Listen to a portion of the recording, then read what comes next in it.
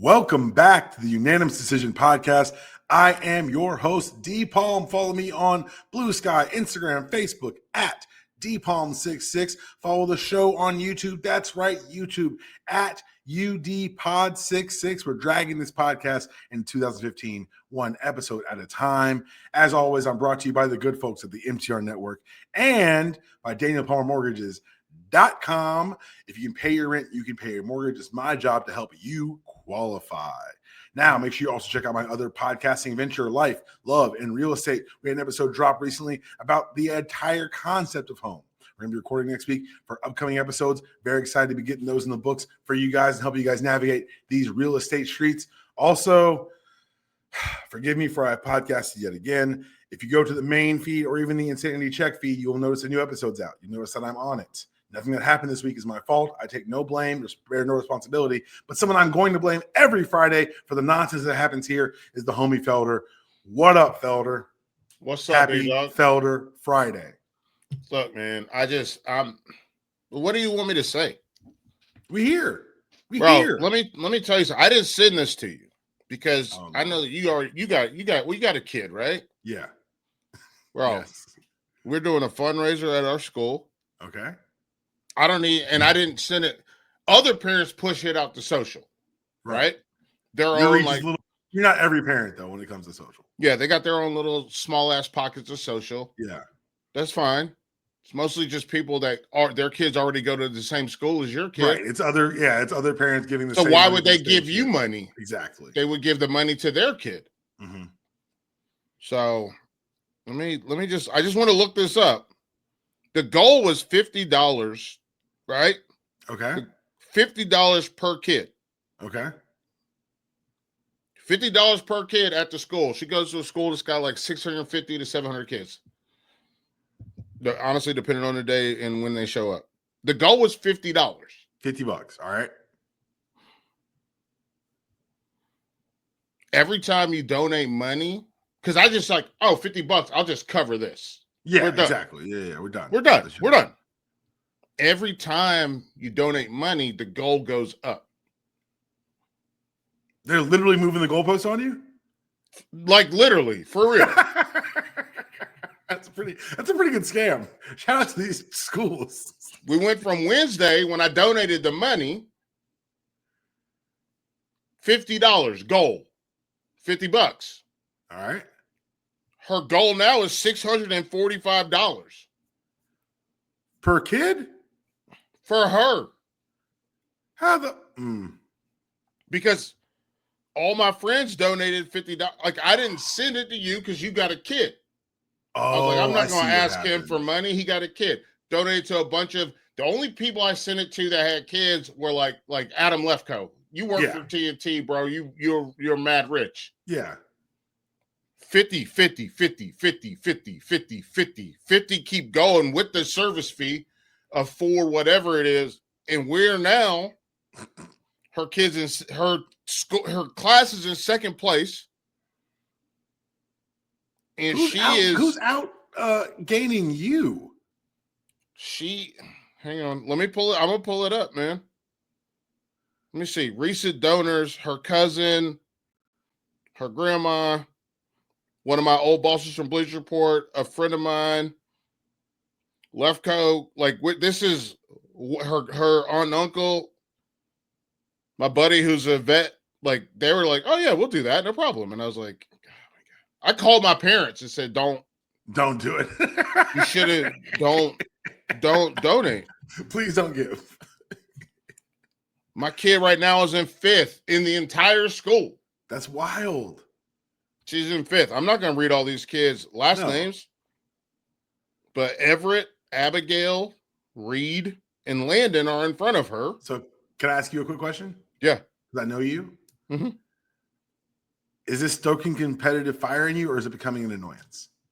I think, honestly, and I talked to my mom and dad, and I talked to my wife about it, who are all 3 educators. Mm-hmm.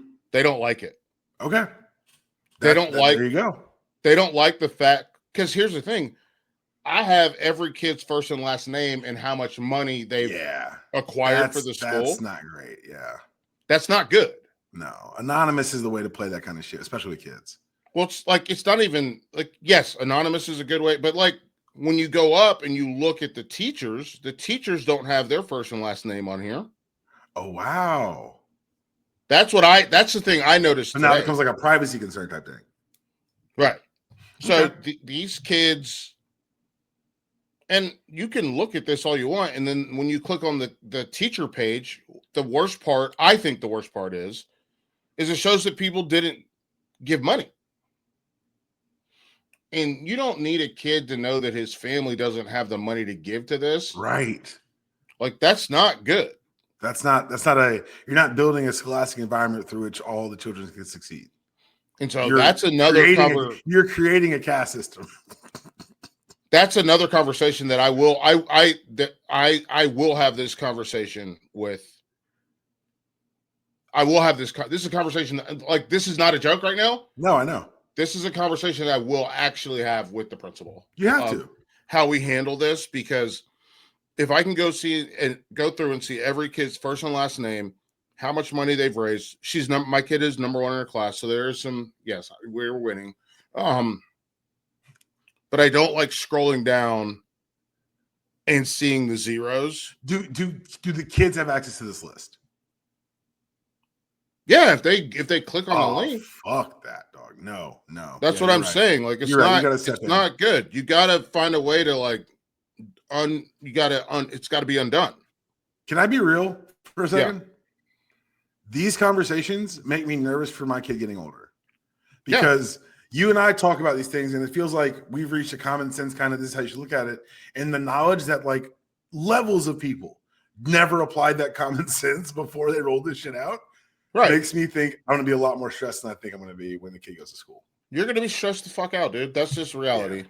Yeah. I will tell you this, though, a piece of advice that my dad's best friend came over to the house, I guess it was a month ago. Okay. And he said something to me that it sticks with me, and I wish it wasn't true, but it is true. Your life's not your own. No. It doesn't belong to you. At all.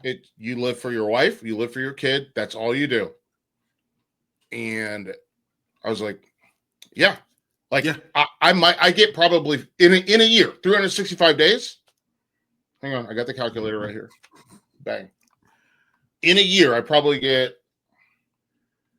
not including any work things, I probably get 4 days a year. So what is that? 4 over 365? It's very few. That's 1% of the days. And guess what? You have to get comfortable with that. But and so like my always counterpoint for that is like, so I had one of those weekends this past weekend. My wife and kid went to Halloween camp, and they have to. The fuck is that? So I'm gonna tell you. So like they go to like these campgrounds. Everybody gets a little cabin or whatever. It's all family. Got it. Okay. Yeah. It's all families, and they do homemade costumes. There's a costume contest, and the kid go trick-or-treating. He loves it every year. They went with my in-laws this year. Cool. So dad got to stay at home. This is my last year probably staying at home, because next year he'll have memories. And while it's not something I'm excited about, I am excited for the fact that like for 9 years, from like 3 to 12, he'll probably be super into it. And then he'll be like, I don't want to do it anymore. Yeah. And if I can, that's my thing. I can live completely for someone else for 18 years. Or for 20 years, or however long it's got to be for my kid to be on his feet. I know. I'm assuming it's going to be 27 years with my kid. I'm just saying, whatever that sentence is, if you will, I can do that. You know what I'm saying? Like, I know that I can be selfless enough for this stretch of time. But you're right. 1% of the time is for me. Baby goes down, we eat dinner, wife eventually goes to sleep. I get like 45 minutes of like video game, like reading, like alone time. Like that's my space. I get it, dude. Like this is not, but just for the not record, a complaint. This is not complaining. This is recognition. This is recognition and understanding. Thank you. And I think the people who become parents who don't understand that it's no longer about you. That's where I'm like, hey man, you should take a class before you become a parent. You should probably talk to someone before you decide to bring a life into this world, because if you are going to make yourself the number one priority, then you are not in a place mentally, emotionally, responsibly to properly. You get kids who go to school now who don't know how to, haven't beginning to start how to read, or like who you hear the horror stories of like, oh, this kid's not potty training, he's 6. Like that's wild to me, because like The school's job is to give you some sort of education. The rest of the education has to come from the onus of the parents, of the community around the child. Yeah. No, trust me. I understand. I work at my kid's school every single day. Yeah. And you can see this. You can get with this or you can get with that. And you can see the difference. And I also understand, to go back to the fun run situation at my kid's school. Like, some people don't have time. Yes, 100,000%. They don't have time. Like they don't have $50 just to give to the school. Right. They work 2 jobs. They don't have the time. Like, look at me. I'm sitting around in the middle of the day, just playing around on my phone with my friend. Like, I understand. Like, I'm checking my privilege. 100%. And like, I know I have to, after this, I have to go and check my neighbor's mail because she's out of town for a month and has to go do the other property that she has. It's a farm in Virginia that she's trying to get ready for fall. Yeah. I get the privilege part of it. 100%. I just don't like the putting the names of everybody up. It doesn't help anyone for anything. That doesn't help anyone for anything. And that's the part I don't like. The part I do like, and you know what? This is me making a segue. Lane Kiffin calling Kirby Smart fat. That's coworkers, baby. That's a football call. That's a football old coworkers. Can we start there? I had other shit, but yes, let's start right there. Bro, he called him fat. Those who don't know, they asked Lane in his media availability, who do you think burns more calories on the sideline? Because they're both very animated, Lane or Kirby. And Lane for his credit, he took a beat. Yeah. I like that he took a beat and didn't leap on the bait immediately. He says, well, doesn't look like Kirby's missing too many calories. Hey, man. Yeah. Florida, hire this man. He's ready. Yo, he said the question came in, and then Lane went, I got this motherfucker. That's all Lane's like. I don't think he's losing too many calories.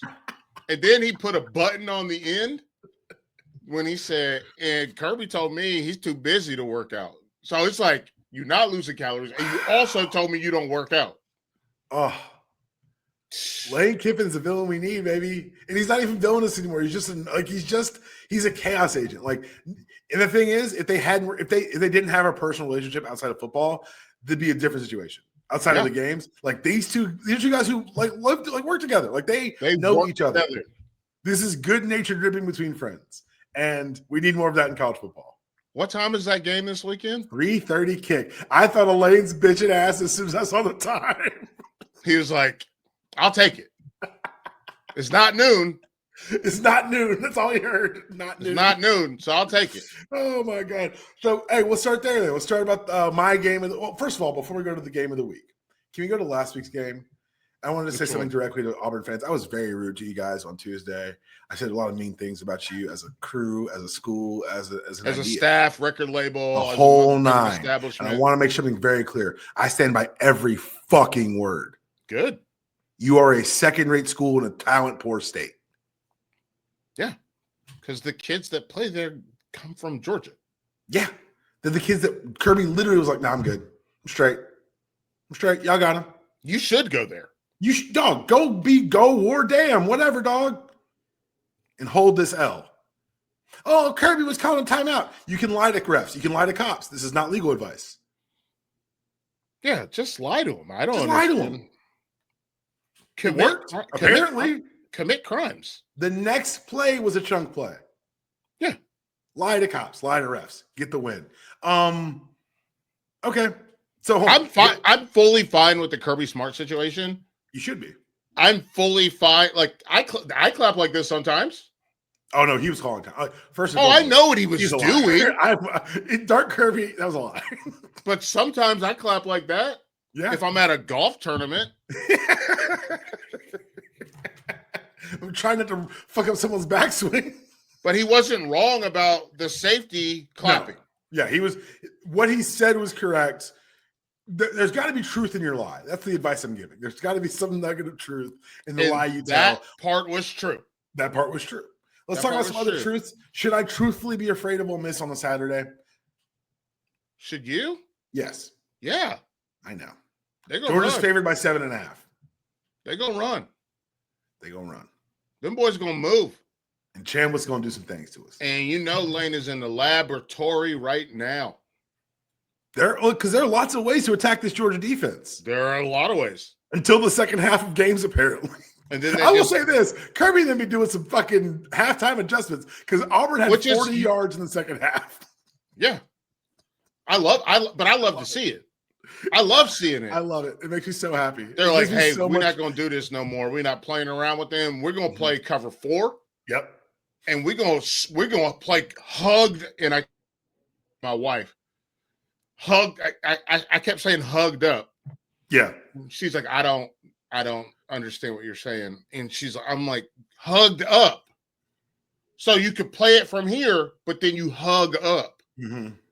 And then you cut the dogs loose and you make the quarterback make a decision before they have to make you make a decision. Mm-hmm. And it's been a really wild because we've been watching a little bit more NFL and I've been drawing stuff up for her. And she just is like, it doesn't compute. Does not compute. Yeah. Let me see if I have one in here. Like, let me see. I had one of my here it is. My best friend was over last week watching football. My family was out of town. Yeah. So I was trying to explain to him like the interest. He played basketball. And right. So there's lots of stuff about basketball that he understands that I don't. But like when I was explaining to him like how plays work and how certain things, obviously those football is so much more complicated than one than I thought it was. But two, he's like, coaches seem to matter a lot more there than they do in other sports. I go, those are very astute observations. Yeah, they do, and that's true. It's true because a coach can make or break some shit for you. But let's talk about coach break. Let's talk about this week. That starts on Monday. That starts on Monday or Tuesday. That starts the weekend before. That starts the week before. As I was trying to explain to him when GAs and he's like, "What is quality control?" I go, "That means you do film. That means you break down cuts. That means you are. Hey, here are the third and long slices out of left hash. Here, third and medium." They run it like you look, that's when a week starts in football, you've got that. And that comes because of offensive assistance and quality control and things of that nature. Dude, I don't know if I told you this. I have back access to the NFL's. Oh, you've already bragged about this shit. I'm annoyed. Bro. Well, it actually does come out next week. What? The film series where I pulled all the plays to give to Ed Reed. It comes out next week. That's going to be dope as hell. Well, let's talk about that. One of the best things of having Felder as your friend is that I get to send him football nerdy things that no one else gives a shit about. Yeah. Seattle running 12 personnel and running bench is 7-step bench is fucking amazing. People don't understand what that even means. I know, but I don't care. I did this for me and you and like 7 other people. Okay. What is that? Go ahead. You go ahead. You start. 12 personnel is one running back, 2 tight ends, 2 receivers. The way you do personnel grouping, just so you guys know, you add up the 2 numbers. The leftover from 5 is going to be the number of receivers. Yes. So 12 personnel, it's not something you don't see these days, but you generally don't see it under center. Right. And when you see it under center, you're thinking stretch run, you're thinking inside zone, you're thinking some sort of misdirection type play. You're definitely maybe a loose play action of a boot. Motion to overload, motion to bunch. You're creating mismatches on the defensive side. What you don't see is say, hey, we're going to be at under center. You're going to take a goddamn 7-step drop, which means your line has to block their asses off. And these 2 outside receivers are going to be running deep outs. So bench, the concept of bench is whatever route you're running runs to the bench. So that if your quarterback misses, he's going to miss either short, where you got to come back to it, or he's going to miss it outside where no one can get it. Mm-hmm. So for this, and this is from someone who did not, I don't know, I got to reevaluate how I feel about Sam Darnold, who did not know that Sam Darnold's arm could do that. I knew his arm could do that. I just didn't think he had it between the ears. Maybe that's where I fall apart too, because I'm like, I didn't know that this man could make a 20-yard out throw. And the reason it's so hard to defend is because if someone's running upfield for 20 yards, it's a 9 route. Yeah. As a DB, I'm reading 9. As a DB, which means you open up. Open up the hips. you have to open up your hips to run with him. And then when he puts his foot in the ground to get to the sideline, now all of a sudden you have to have machine gun feet to get back down. And it's really, these guys aren't used to that because really hard. This is not a route that gets ran by, especially not out of goddamn 12 under center. Like, I want to make that point super clear here. People run deep outs. It happens. You run deep ends. Doing it out of that formation, out of a run. No. People don't run deep outs. They don't. You're right. Not anymore. They run deep comebacks. They'll run a deep comeback. Yeah. I was about to say exact same thing. They run a deep comeback and they run deep digs. I love this nerdy shit. But they don't run deep outs. No. That's a really hard throw for a quarterback. I want you guys to know that it's a hard throw. Like mechanically, it's a hard throw to make. Yeah, visually. You can look at it and be like, hey, man, you're throwing from the left hash and the ball's ending up outside the right numbers. Like, that's a long way to travel. You have to be tall enough to see it. Mm-hmm.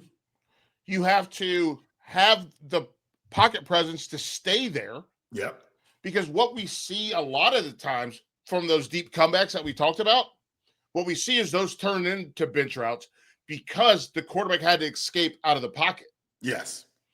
And so it's not the same thing. This is a called play where he runs, he stems hard inside, he bites, he turns, then he hits him.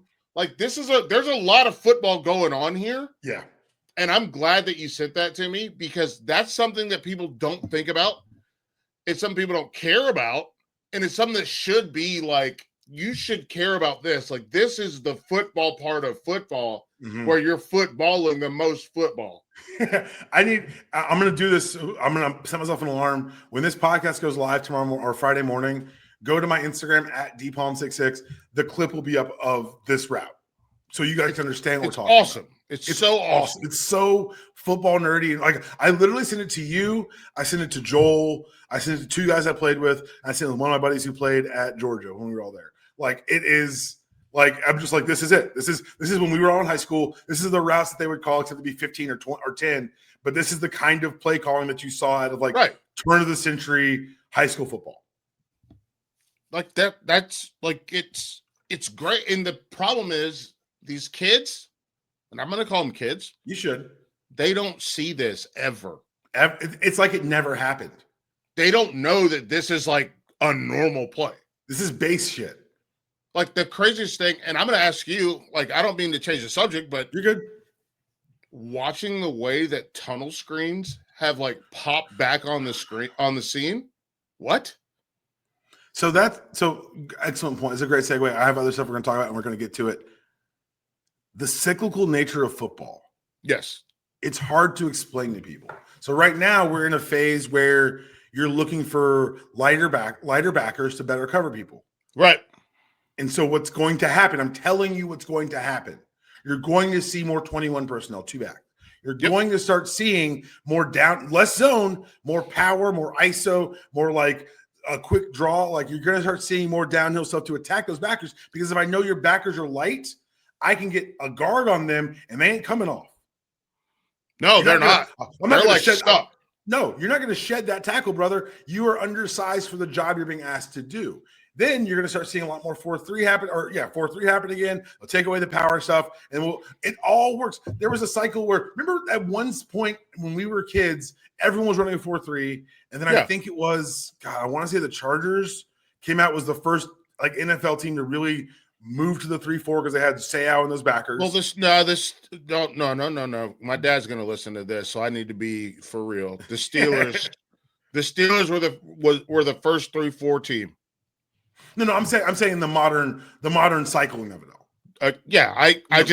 But listen, I love my dad. You're right. NFL history, 3-4 started in Pittsburgh. No one's going to fight Pittsburgh. I'm saying that when we were coming up, the shift, because remember Sean Merriman with the Chargers. Because for a long time, when Tampa Bay was doing their thing defensively, everyone was trying to copy that Tampa 2.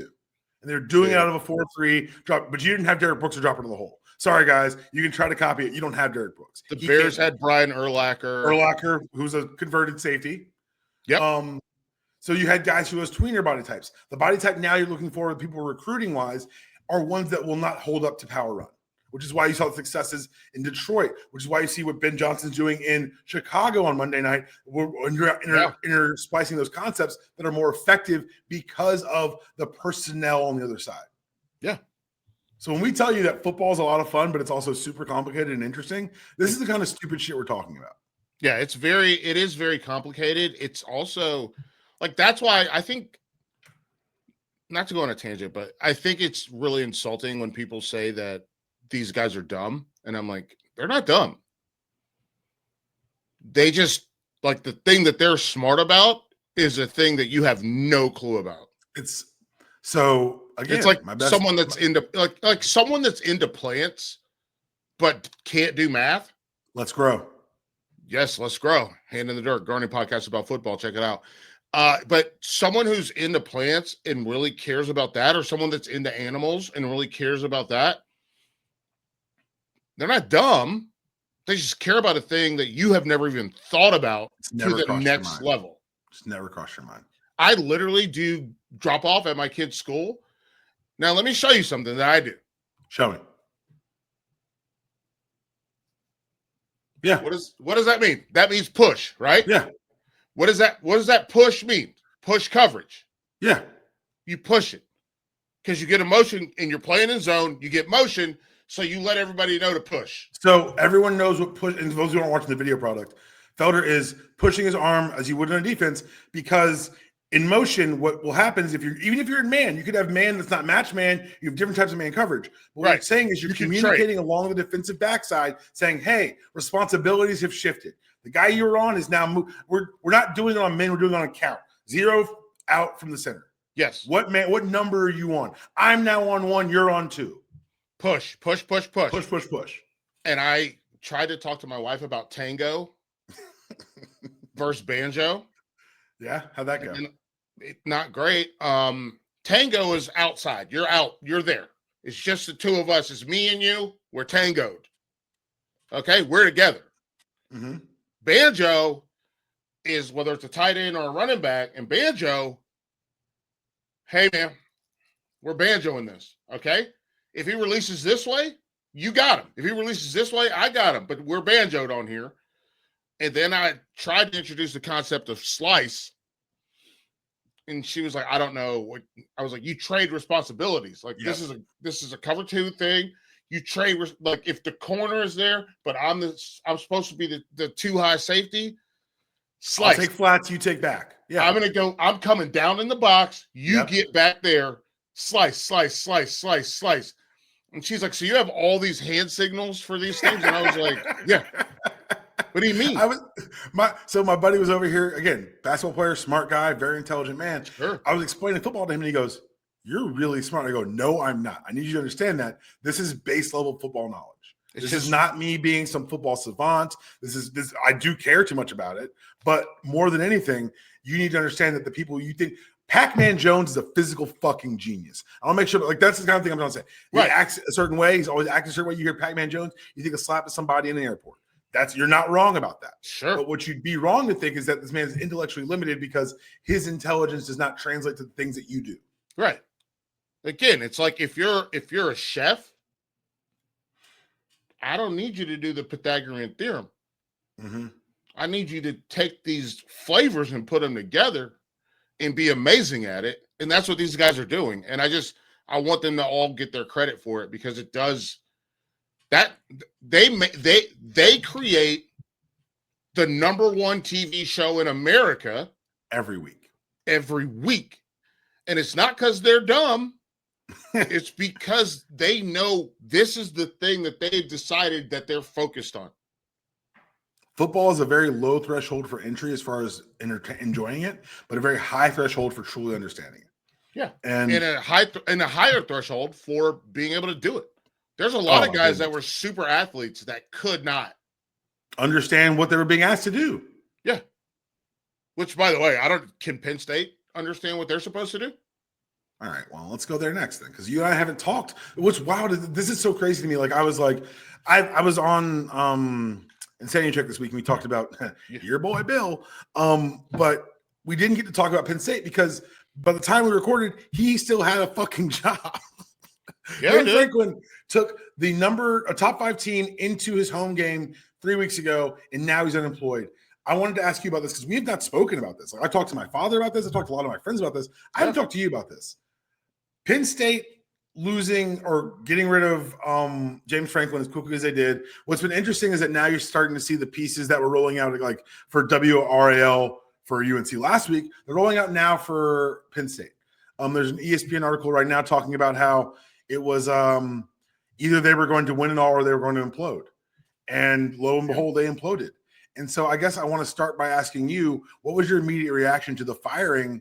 And do you think it is a Penn State issue or a larger harbinger for what's to come in college football? So I am friends with a guy named Nubias Wilson. Wilborn, excuse me. Shit. Yeah.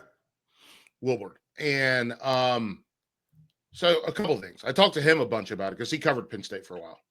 Okay. Penn State has a very wild fan base. And I don't mean, when I say wild, I don't mean like, oh, we go crazy at games. We have a whiteout, which, by the way, that sounds like one of the worst things. We're going to have a whiteout. But so I'm talking to my man, Nubias, and he's like, yeah, that place it's insane. Like they care a lot about it, but they've never been actually good. And so I'm doing my own stuff, like going through the games and going through this and watching them. One, just for the record, I will say this. They lost to Northwestern. I'm so glad I talked to you about this. Because, and by the way, one, fuck Northwestern forever, for life. Like that, that's never gonna go away. That they wouldn't change their jerseys to honor Katrina. That's one of the most selfish things I've ever heard of in football. Mm-hmm. Ever heard of in life. Yeah. You won't put on different jerseys. I know you got them. They're in the bag. They're in the back. Like you got them in the back. And I know y'all haven't left already. I know you got them. So you playing in my face. You ain't got a lie to kick it. But I will say this. I did get this super bonus point lead on College Sports Now because I did pick Northwestern to win, and they were 21.5 point underdogs. And so good job on you, but still fuck you. I like being right, but also fuck you very much. I love being right, but fuck you.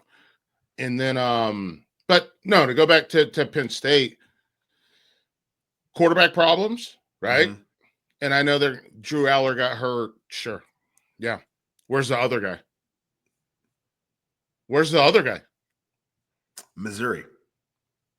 Sure. And guess what? They were close. They were there. They were close.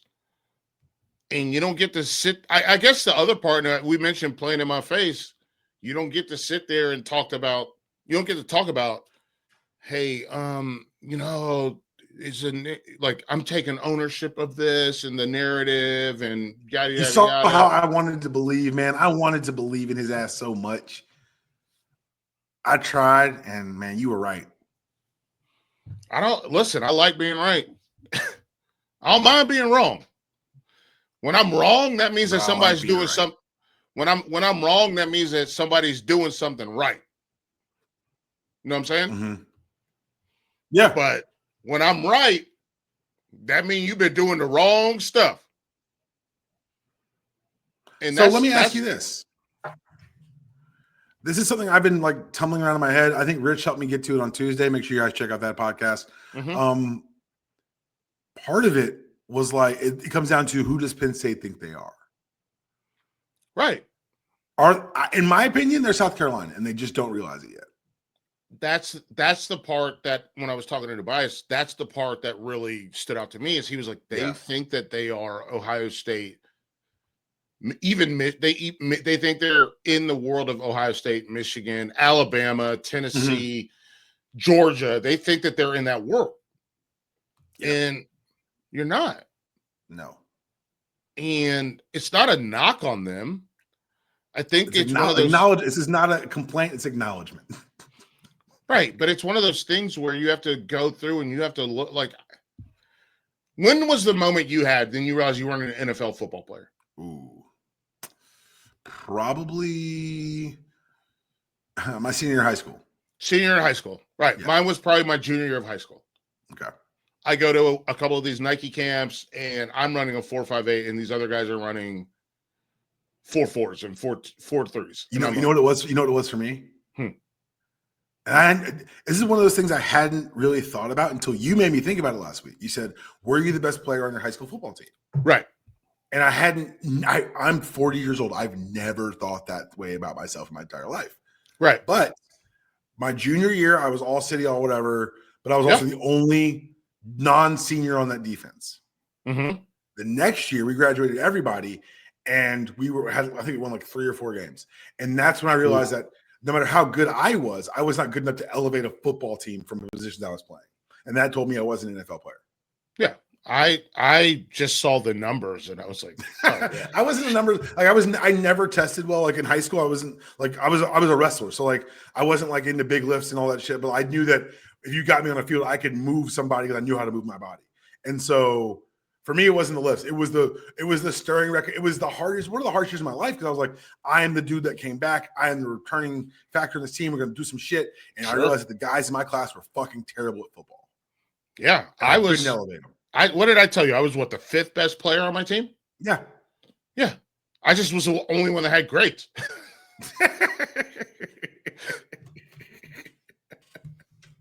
I mean, look, it is what it is. But it's one of those things that you've got to have that moment of recognition. And in Penn State, let's be real. They don't have it. For 50 years, they had old buddy. They had Joe Pa, who operated like it was still 1980. Like when those protests happened, they went to his house. You didn't get to James Franklin's house? Nobody. Although I have heard James Franklin's like, they say stuff to my kids. Which is fucked up. But I think it's fucked up too. I'm not saying it's okay. No. What I'm saying is they found ways to reach him without going to his home. You're right. I think that's a sign of the times too. And I think it's really bad. Like I don't care if we're talking about Franklin, talk about Caitlin Clark. I think the biggest touchstone for me was probably Ja'Cory Harris, the quarterback at Miami, where he reposted a bunch of the tweets that people were sending to him, and he was like, why are you doing this to me? Because I lost a football game for a team that you don't play for? Got it. And so I just think that there are levels to this. We live in an era where people do feel this self-importance, this entitlement. We also live in, this is, now I'm going to sound like the oldest fucking man in the world. You're the right podcast for it, brother. But people used to have to make dinner, right? Yes. Even to the point where if we're going to go unless you're in New York, Philly, Boston, Chicago, even 15, 20 years ago, you still at least at the minimum, you had to microwave dinner. Yeah, it's cooking's happening. Yeah. Some sort of cooking's happening. And now you can just order everything up, chop, let's go. DoorDash, Uber Eats, whole deal. We live in this microwave society where people expect results instantly. And I know Franklin's been there for a while, but football is a sport with very few exceptions. Georgia, Alabama, Ohio State. That's probably it. Well, let's also keep in mind that for 40 years, Georgia wasn't Georgia. Right. Mark Richt, people hated that dude. No, hold on. For the record, I was at UDPod. It was me, Andrew, Chad doing our thing. Yeah. I was the voice in the pod who was like, firing Mark Richt's a bad fucking idea because you don't know what's next. We are the one outlier where it's like you fire a successful guy and you somehow upgrade. Dog, sometimes you need to know who the fuck you are because you're not Kirby Smart's not walking through that door. And let's say they get the guy who they've got targeted, which is rumored to be Matt Rule. Matt Rule's a great coach. He's a great program builder. I've never seen him elevate a built program to the places you think you should be. So Matt Rule, let me see who the other guy is that I saw on the list. Who's the Bills offensive? Is it the Bills offensive coordinator? Shane Steichen? No, that's he's in Indy now.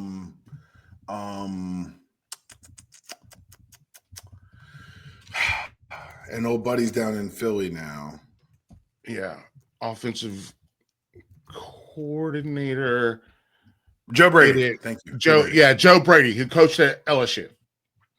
Yes. He's on the list too. So sure, if you think this is that's the thing.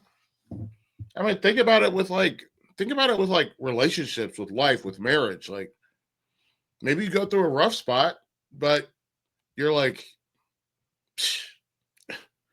one of my friends sent me a text, and they were one of my buddies, Otis. He goes, "Bro, I'm so glad I'm not in these streets." Like he's married. He's married. He's got 2 kids. He goes, "It's not always perfect all the time, but being out there, I don't want to be outside. I want to be inside." Mm-hmm. And if it's Joe Brady, we'll see what happens. Joe Brady obviously coached for the Carolina Panthers for a little while. It's just one of those things where you never know what you're going to get. And that's the question I ask, because obviously we go to the pool and I don't go that much because I hate it, but they ask questions, right? Mm-hmm. I've now introduced a whole other world of people that know what my job is, which is crazy because I go to this school every day. I'm so glad this shit's not my job. Like if you and I talk about football in the real world, it's because I wanted to talk to you about football. Right. Like, I go to the school every day. They didn't even realize I had a job for the first month that I was going to the school every day. They didn't realize I had a job. That's the dream right there. It was so good. But the people at the pool, they know what I do. And so when I interact with them, they're like, "So what do you think about this? Are we going to fire Norvell?" Like, we got a Florida State guy who's like, "Are we going to fire Norvell? Should we fire Norvell?"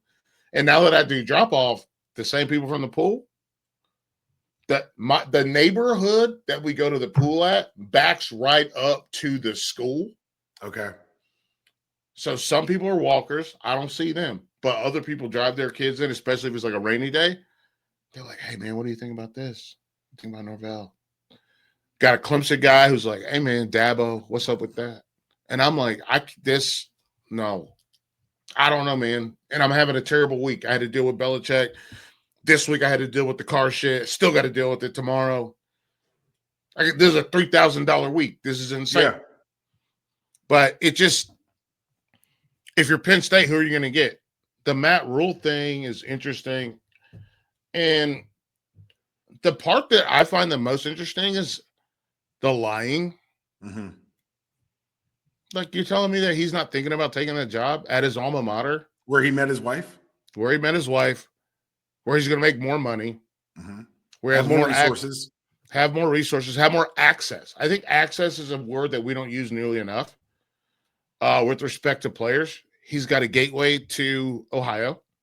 Obviously, has Pennsylvania, which has a very robust Pennsylvania has a very robust high school football situation. I called multiple levels.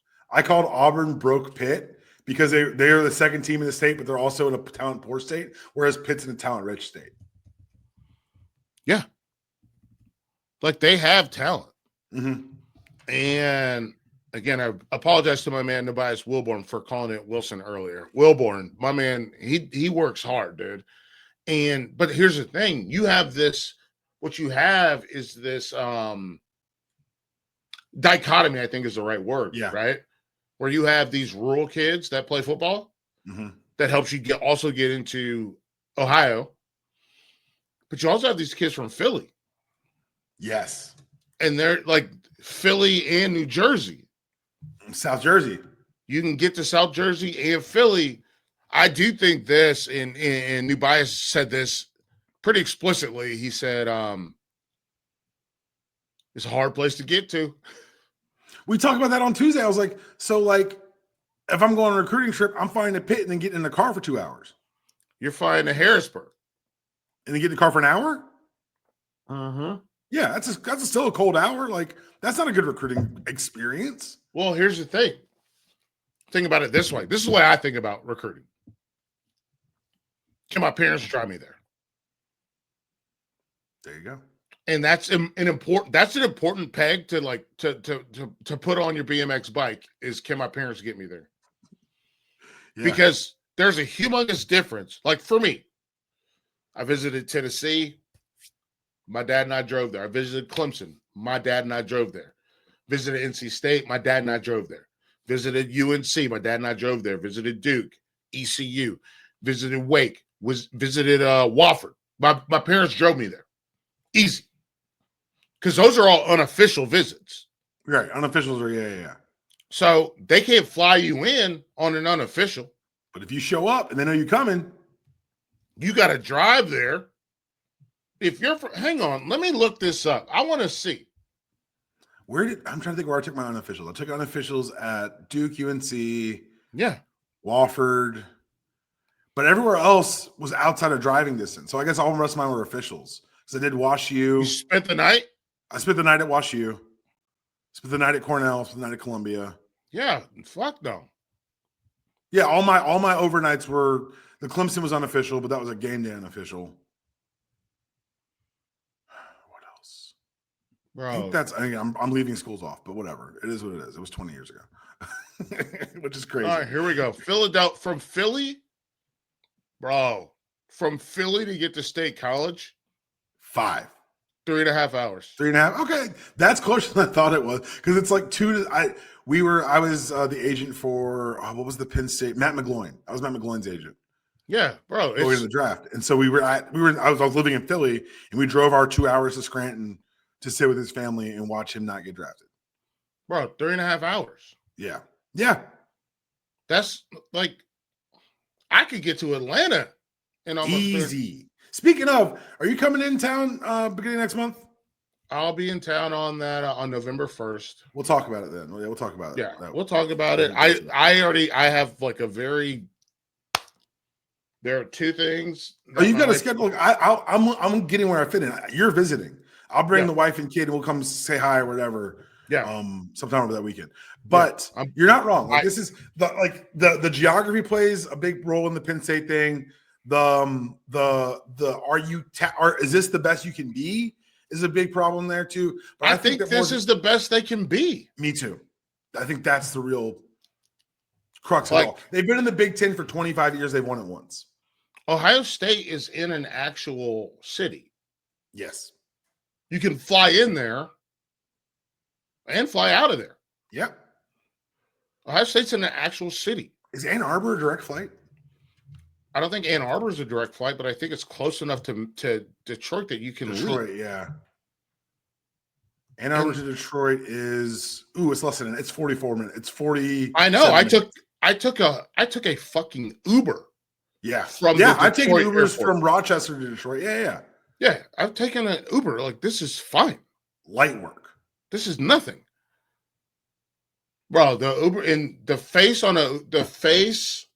of a Uber driver, if you ask him to go to State College, he's gonna be money up front, dog. He's gonna be like, wait a second, time out. Because there's no fares once you get there because it's fucking State College. Yeah, you get there and then what? I just have to drive my car back. I just got to drive my car back. Honey, we moving to State College. Why? I got an Uber fare. We moving. We live here now. We live here. Drive around drunk Nittany Lions. Like, that's insane. Like, no, absolutely not. Like, it's so I don't know how good of a job it is. Yeah. If we're being honest, like I think that they're gonna have to figure something out. And obviously Matt Rule is at the top of the list. Joe Brady is a guy that some of the boosters want. But I also look at this and like, how do you set, like, I will say this in Matt Rule's defense, he did find a way to push Nebraska a little bit forward. Oh, look. So that's what I'm saying. He's a great program builder. Right. It's built at Penn State. They need someone to drive this motherfucker. And like, they don't have a fucking Lewis Hamilton. Like, what do you want them to do? Well, that you and I are speaking logically. I'm talking about what they think. Well, that's their problem. That's their problem. I agree with you. If you don't know, like, also, can I just get this off my chest really quickly? I've been thinking about this for a week. Jimmy Sexton, you bitch. How dare you get this man offset language and not a lump sum? What is Jimmy Sexton lost his fastball? What the fuck is this? I found out he had offset language and I was like, excuse me? Because Jimbo they cut Jimbo a $75 million check to go away. I think Jimmy Sexton's like, hey man, I'm tired. I did the best I could do. We don't have the leverage you think we do at Penn State. Jimmy is tired. Jimmy's like, nah, man. My guys get fired every day. Dog, I heard that shit, and I literally dropped what I was holding. I was like, "What do you mean offset language? What do you mean he doesn't get cut a check?" Yeah, they got him on that yearly buyout bullshit. Y'all better pay that fucking man. No, it's just, I mean, it's Jimmy's like, hey, do whatever you want. I don't care. Well, this is also like something I think that's happened more than people are admitting yet. Is that yes, NIL has leveled quote unquote the playing field. Yes, there's more quote unquote parity. I need you to name me 4 great teams right now. I can't. There's not parity. Right. It's just a bigger middle. It's a bigger middle. Yeah, it's a big look. It's just like me with the big college football got a gut, and the gut is filled with Penn States and Ole Misses and Arkansas's and all these other people who think they could be a big Michigan right now. Congratulations, welcome back to the gut, Michigan. And sometimes you make me burp, and that's fine. But at the end of the day, like the reality is we have Ohio State, we have Alabama, Georgia. Lanning's been consistent enough that I'll throw in Oregon. You'll throw Oregon too. That's fine. I'll throw. And Cignetti, I'm afraid if I don't include Cignetti, he's going to come to my house and beat the shit out of me. I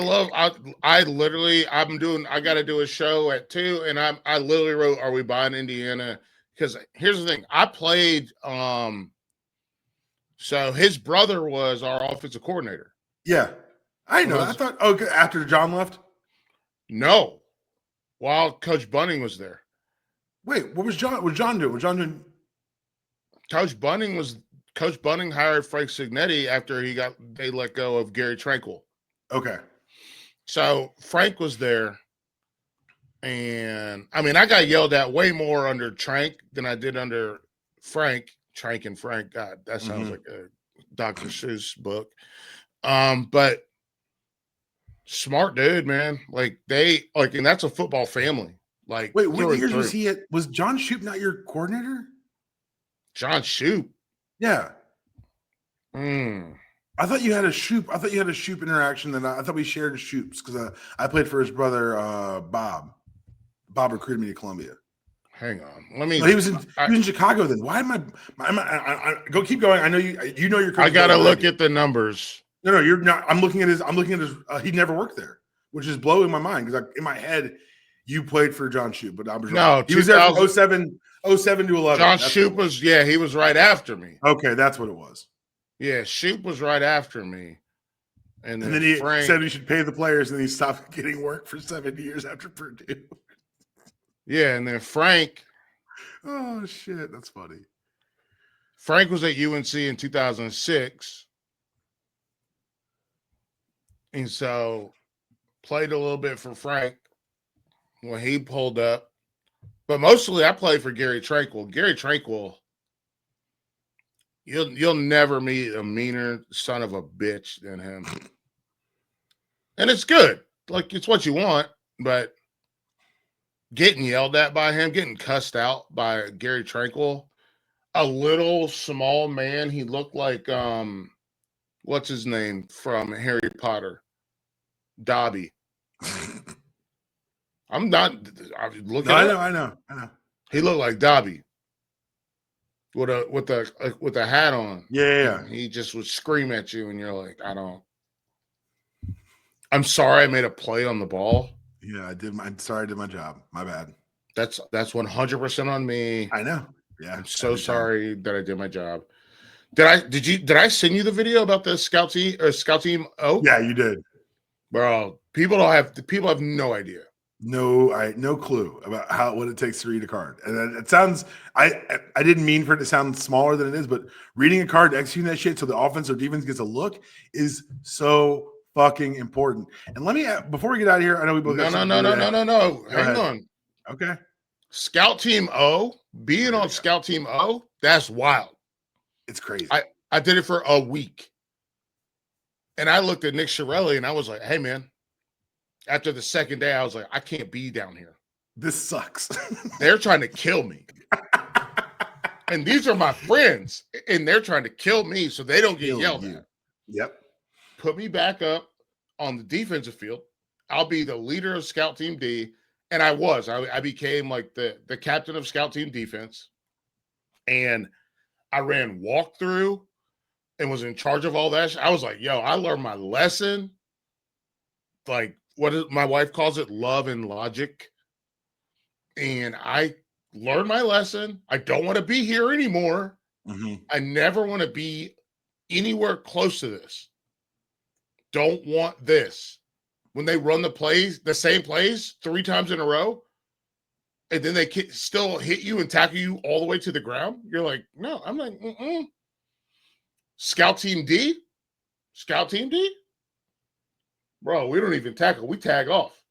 Cut loose. Just 2-hand tag off. Mm-hmm. You good. You good, player. But yeah, Cignetti was there. I'm excited for Indiana. I do think that in the Big Ten, we have 3. What do we have? 3 teams, right? Yeah. We have 3. We have Ohio State as a clear number 1, and then Indiana, I guess, is the number 2, and then we have Oregon. Yeah, Dan Lanning and that fucking tattoo. Bro, but I'll tell you what, if we were ranking them based upon their speeches, I would go Lanning 1, Cignetti 2. I'd take Lanning to the national playoff on speeches. I want to come down to him and Kirby, because Kirby says shit that I'm like, God damn, this guy was a safety. Yeah, he's an absolute monster. This guy's a safety. This guy is a free safety setting the table for everyone. He knows exactly what buttons to push. I love a Kirby speech. I love a Kirby speech. He does know what buttons to push. And so do I. So I'm going to ask you this before I go. Mm-hmm. What is it like watching what's happening at UNC and watching Chandler, knowing that Chandler Morris was told no by this staff? Man, they're a mess. A mess. It's truly, we thought it was going to be we thought this was going to be like they branded themselves as 2 things, right? You know the 2 things? The 33rd NFL football team and Chapel Bill. Chapel Bill. People have been throwing those shirts in the garbage cans. Of course. And obviously, geez, I mean, I've seen the Raiders play and I've seen the Dolphins play, and this team couldn't beat either one of those. So, no, God, no. So definitely not the 33rd NFL franchise. No. And then you go into what happens next. Like, they're already starting. We talked about this last week, but they're already starting to try to use words to get out from underneath everything. Mm-hmm. Suspended a coach for, I think, 2 practices. Maybe it was 1, but I think it was 2. Suspended one of the wide receivers coaches for violations, and they're trying to report on themselves. Self-reporting, yeah. Lack of institutional control. They're trying to get out from underneath. You told us last week that they got the assistants looking for analyst positions on playoff teams, on postseason teams. Yeah, it's cooked, dude. Like, this is full hibachi. Do you think that we get a resolution prior to the end of the season? Based on what you've heard, and I don't dime out anybody, but like for me, and the reason there's the old quote from the Florida AD: "What should be done eventually, which must be done immediately." Which right, is why we've talked about that. Which I have kind of it's reframed my viewing on the Franklin firing, because I think that they were going to fire him no matter what, whether the Northwestern loss forced their hand to move quickly. We know this is ending poorly. That's not a spoiler. It's ending more poorly than you and I would have guessed. And while we like being right, we didn't know we'd be this right. Yeah. Do you think that we're in a place where we could get real, like lasting damage to the program if he does not, if we go into transfer season where he's still there? What kind of damage can you do to this program? We're about to find out, because for me, yes, the NIL allows you to quickly rebuild a thing, but also allows the thing to get bottomed out and depleted very quickly. And so and then recapturing that idea or that opportunity for people could be a harder, more uphill slog, because now you're not just fighting against the competition, you're fighting against what people have recently seen about you. So I'm going to be honest with you. Okay. Right now, they're 16th in recruiting for the 2026 class. You and I both know how I feel about those rankings, but okay. That's not what the point that I'm going to make. I know. The point that I'm making is I think he gets all the way through that, gets these kids signed, and then they just disappear. Mm-hmm. That's what I expect. I think he's so vindictive and so opportunistic. And I think the program knows that they're going to need players because we'll see probably a mass exodus. Yeah. But if you can lock these kids in, then you have something to work with. And that's just the way that I view it. Like I know it doesn't sound good. I don't think it's good or right. But I think they go through the early, which is I also don't like the early signing period. But no one, that's a long standing hatred of this podcast. Yes, sir. I think it's bullshit. I think it's completely not fair to these kids, and I think here's the thing: it's not just that they get locked in and then coaches get fired after. I think it's incredibly it robs them of going on actual official visits.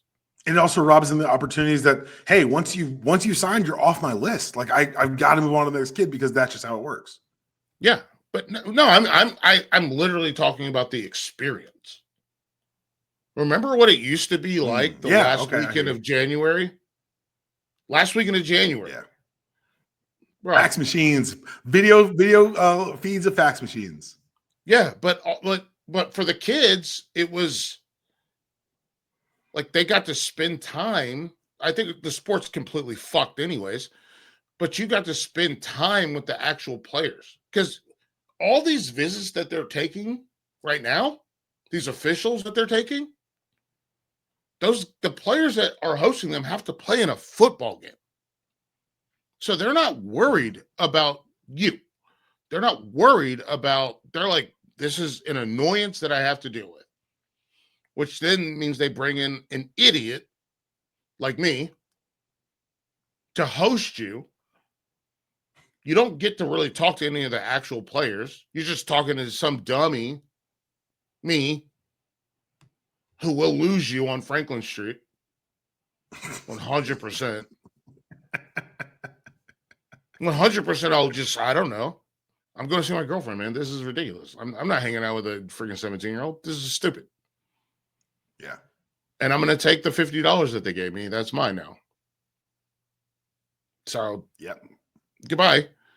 But I just think that those January visits, which we're fucked anyways, because January extends into the playoff, right? So that's also fucked. I just wish it was just the February date. The kids who know they want to go can still be early enrollees. This is another story for another day, but the kids who know they want to go can be early enrollees without having to sign that paper. They can just go to school and be a part of the football team. I think this early commitment date, and I do think that we're watching teams, and we've seen it actively, where teams hold on to their coach. I think we're going to see it at Florida State. We might see it at Florida, where they just hold on to that coach past early signing period and then cut the coach loose and then go find their guy. I think we're fucked. It's true. It is true. But on that uplifting note, Felder, tell everyone where they can find you as we head into this packed college football weekend. Well, you could, yeah, I know. Thanks. It's bleak and I don't know. Folks, check me out. It's Felder.substack.com. Check out TarHeal247.com as well. I got a video that goes up tomorrow, and then obviously I'll have a video that goes up after the game this weekend. But I am fully I don't know. Jaded's not the right word. Also, check out College Sports Now. I just am looking at it and seeing how they're going to try to finagle this, and they're going to we've seen it happen already, and I think we're going to see it happen again. And it's not fair to these kids, and not just is it not fair that they're going to have to move into a school, transfer from that school, but also like they're not getting the same experience that you got, that I got. Like, it wasn't even an official visit, but my unofficial, you know who my host was on my unofficial? Huh? Who? Julius Peppers. I've been sending Julius Peppers stories to people all week just because I just want people to remember how great he was and how freaky, insane he was at football. Yeah, Pep showed me around Keenan, weight room, locker room, whole deal. Then we walked out onto the field together and it was a game against Virginia. And that was like, these kids aren't getting all of that right now. And it's just, right. It's also, they don't, with the portal, God, now I'm on a soapbox, but fucking, and no, hang on. Let me finish one thing, and then I'm done. But in the portal, when you bring in 70 new players, right, at UNC, like UNC did, those kids don't have any fucking tie to the school whatsoever. So, like, they're not from that state. They're not from that school. They haven't been at that school. They don't know. Like, it's really, I don't know, man. I'm having like an existential crisis about this because at least, even though I was a bad host, and I will say this, I was a bad host because I was very interested in my girlfriend and not that interested in them. Like in the other the players that we might get on our team. I was very interested in my girlfriend. That's just a fact. But what we're seeing, like, they don't have, if you don't have a tie to the school because you just got there 6 months ago, what the fuck are you recruiting for? Because you're going to leave. It's hard. That's all. There we go. Boom. I think make sure you guys follow Felder. Make sure you go Felder. It's FelderSubstack.com. Another thing I wanted to add to that, how the playoff has continued to ruin college football. You used to leave the college football season with over half the teams feeling good because they won their bowl game. Yeah. Turning football into a zero-sum game where we have 11 teams losing because they made the playoff is not better for the players. It's better for you sitting at home so you can argue about who the best team is, what you're going to do, whether they had a playoff or not. You're all fucking rubes, and I'm sad you fell for it. There is no show. There's going to be a show early next week. It's Friday. If you're listening to this on Friday morning, make sure you guys follow me on Blue Sky at DPalm66. My wife is out for a witch's dinner, which is her and her friends have a nice Halloween spooky dinner, which means I've got the kid all night, which means when he goes to bed at 7:30, your boy's going to be locked into the Miami Louisville game. So follow me on Blue Sky at DPalm66. Follow the show on YouTube at UDPod66. Follow us all across the socials, all across the networks. Brought to you by, of course, MTR Network. Brought to you by DanielPaulMortgages.com. Brought to you by Life, Love, and Real Estate. Check that out. And please listen to the Insanity Check and make sure I didn't say anything that's going to possibly ruin my life. That was your show. There is no outro. We'll see you guys early next week.